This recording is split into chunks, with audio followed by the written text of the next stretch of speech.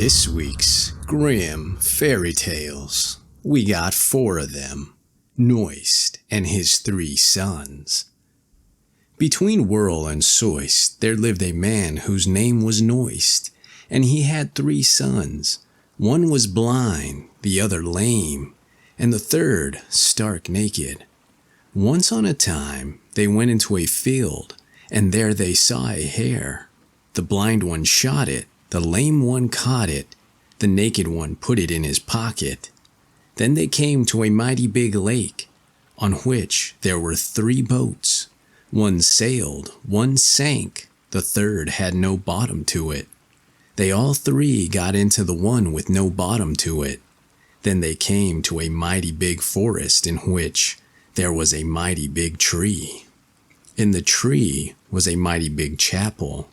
In the chapel was a sexton made of beechwood and a boxwood parson, who dealt out holy water with cudgels. How truly happy is that one who can, from holy water, run. The second story. The story of Schlauraffen land. In the time of Schlauraffen, I went there and saw Rome and the lantern hanging by a small silken thread, and a man without feet who outran a swift horse, and a keen, sharp sword that cut through a bridge. There I saw a young ass with a silver nose which pursed 2 fleet hares, and a lime tree that was very large, on which hot cakes were growing. There I saw a lean old goat which carried about 100 cartloads of fat on his body, and 60 loads of salt. Have I not told enough lies? There I saw a plow plowing, without horse or cow, and a child of 1 year threw 4 milestones from Ratisbon to Treves, and from Treves to Strasbourg, and a hawk swam over the Rhine, which he had a perfect right to do. There I heard some fishes begin to make such a disturbance with each other that it resounded as far as heaven, and sweet honey flowed like water from a deep valley at the top of a high mountain.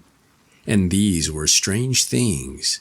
There were 2 crows which were mowing a meadow, and I saw 2 gnats building a bridge, and 2 doves tore a wolf to pieces. 2 children brought forth 2 kids, and 2 frogs threshed corn together. There I saw 2 mice consecrating a bishop, and 2 cats scratching out a bear's tongue. Then a snail came running up and killed 2 furious lions. There stood a barber and shaved a woman's beard off, and 2 sucking children bade their mothers hold her tongue. There I saw 2 greyhounds which brought a meal out of the water, and a sorry old horse was beside it, and said it was right. And 4 horses were standing in the yard threshing corn with all their might, and 2 goats were heating the stove, and a red cow shot the bread into the oven. Then a cock crowed, cock-a-doodle-doo. The story is all told, cock-a-doodle-doo. The third story. The Ditmarsch tale of wonders. I will tell you something. I saw 2 roasted fowls flying. They flew quickly and had their breasts turned to heaven and their backs to hell. And an anvil and a millstone swam across the Rhine prettily, slowly, and gently. And a frog sat on the ice at Whitsuntide, and a frog sat on the ice at Whitsuntide and ate a plowshare. 4 fellows who wanted to catch a hare went on crutches and stilts. One of them was deaf, the second blind, the third dumb, and the 4th could not stir a step. Do you want to know how it was done? First the blind man saw the hare running across the field. The dumb one called to the lame one, and the lame one seized it by the neck. There were certain men who wished to sail on dry land, and they set their sails in the wind, and sailed away over great fields. Then they sailed over a high mountain, and there they were miserably drowned. A crab was chasing a hare which was running away at full speed, and high up on the roof lay a cow which had climbed up there. In the country, the flies are as big as the goats are here. Open the window, that the lies may fly out. The fourth story, The Water of Life. There was once a king who had an illness, and no one believed that he would come out of it with his life.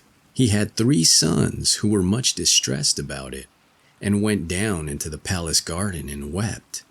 There they met an old man who inquired as to the cause of their grief.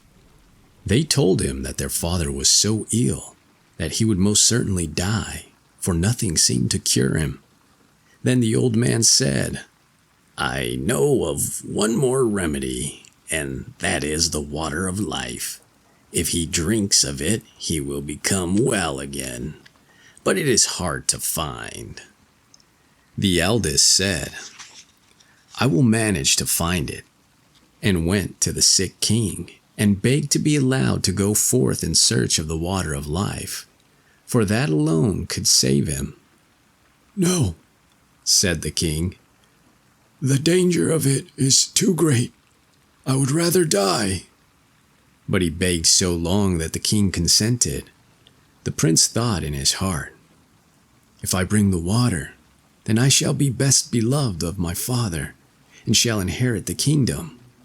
So he set out, and when he had ridden forth a little distance, a dwarf stood there in the road, who called to him and said, "Whither away so fast?" "Silly shrimp," said the prince, very haughtily, "it has nothing to do with you," and rode on. But the little dwarf had grown angry, and had wished an evil wish. Soon after this the prince entered a ravine, and the further he rode the closer the mountains drew together, and at last the road became so narrow that he could not advance a step further. It was impossible either to turn his horse or to dismount from the saddle, and he was shut in there as if in prison. The sick king waited long for him, but he came not. The second son said, "Father, let me go forth to seek the water," and thought to himself, "If my brother is dead, then the kingdom will fall to me." At first the king would not allow him to go either, but at last he yielded. So the prince set out on the same road that his brother had taken, and he too met the dwarf, who stopped him to ask whither he was going in such haste.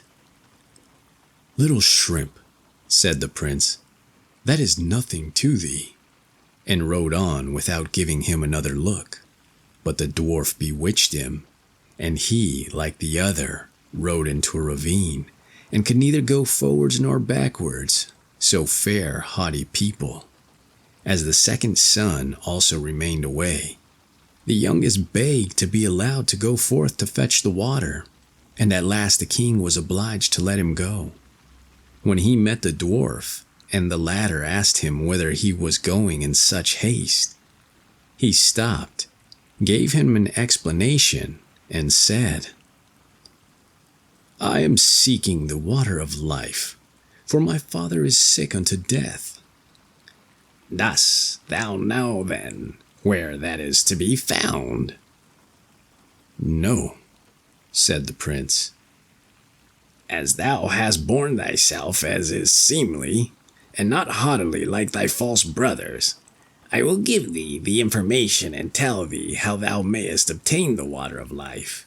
It springs from a fountain in the courtyard of an enchanted castle, but thou wilt not be able to make thy way to it if I do not give thee an iron wand and 2 small loaves of bread. Strike thrice with the wand on the iron door of the castle, and it will spring open.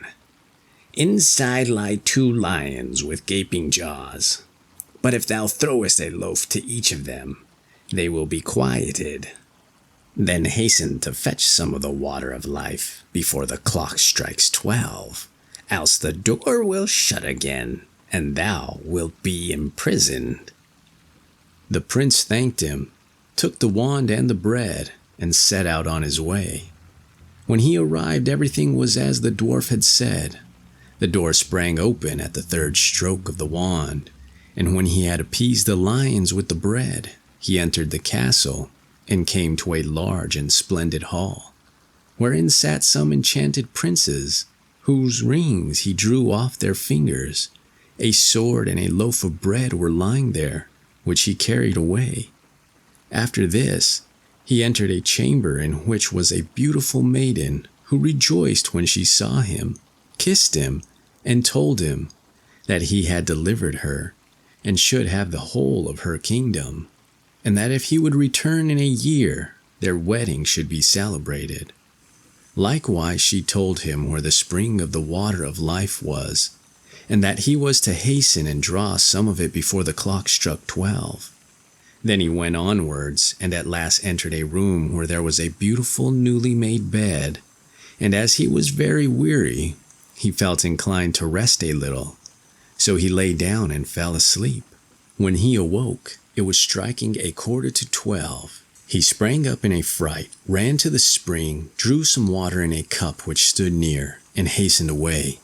But just as he was passing through the iron door, the clock struck 12, and the door fell to which such violence that it carried away a piece of his heel. He, however, rejoicing at having obtained the water of life, went homewards, and again passed the dwarf. When the latter saw the sword and the loaf, he said, "With these thou hast won great wealth. With the sword thou canst slay whole armies, and the bread will never come to an end." But the prince would not go home to his father without his brothers, and said, "Dear dwarf, canst thou not tell me where my 2 brothers are? They went out before I did in search of the water of life, and have not returned." "They are imprisoned between 2 mountains," said the dwarf. "I have condemned them to stay there because they were so haughty." Then the prince begged until the dwarf released them, but he warned him, however, and said, "Beware of them, for they have bad hearts." When his brothers came, he rejoiced and told them how things had gone with him, that he had found the water of life and had brought a cupful away with him, and had rescued a beautiful princess who was willing to wait a year for him, and then their wedding was to be celebrated, and he would obtain a great kingdom. After that they rode on together, and chanced upon a land where war and famine reigned, and the king already thought he must perish, for the scarcity was so great. Then the prince went to him and gave him the loaf, wherewith he fed and satisfied the whole of his kingdom. And then the prince gave him the sword also, wherewith he slew the host of his enemies, and could now live in rest and peace. The prince then took back his loaf and his sword, and the 3 brothers rode on. But after this, they entered 2 more countries where war and famine reigned, and each time the prince gave his loaf and his sword to the kings, and had now delivered 3 kingdoms. And after that they went on board a ship and sailed over the sea. During the passage, the 2 eldest conversed apart and said, "The youngest has found the water of life, and not we, for that our father will give him the kingdom, and the kingdom which belongs to us, and he will rob us of all our fortune." They began to seek revenge and plotted with each other to destroy him. They waited until they found him fast asleep. Then they poured the water of life out of the cup and took it for themselves. But into the cup they poured salt, sea water. Now therefore, when they arrived home, the youngest took his cup to the sick king, in order that he might drink out of it, and be cured. But scarcely had he drunk a very little of the salt sea water, than he became still worse than before. And as he was lamenting over this, the 2 eldest brothers came and accused the youngest of having intended to poison him, and said that they had brought him the true water of life, and handed it to him. He had scarcely tasted it, when he felt his sickness departing, and became strong and healthy as in the days of his youth. After that they both went to the youngest, mocked him, and said, "You certainly found the water of life, But you have had the pain and we the gain. You should have been sharper, and should have kept your eyes open. We took it from you whilst you were asleep at sea, and when a year is over, one of us will go and fetch the beautiful princess. But beware that you do not disclose aught of this to our father. Indeed, he does not trust you, and if you say a single word, you shall lose your life into the bargain. But if you keep silent, you shall have it as a gift." The old king was angry with his youngest son, and thought he had plotted against his life. So he summoned the court together and had sentence pronounced upon his son, that he should be secretly shot. And once, when the prince was riding forth to the chase, suspecting no evil, the king's huntsman had to go with him. And when they were quite alone in the forest, the huntsman looked so sorrowful that the prince said to him, "Dear huntsman, what ails you?" The huntsman said, "I cannot tell you, and yet I ought." Then the prince said, "Say openly what it is. I will pardon you." "Alas," said the huntsman, "I am to shoot you dead. The king has ordered me to do it."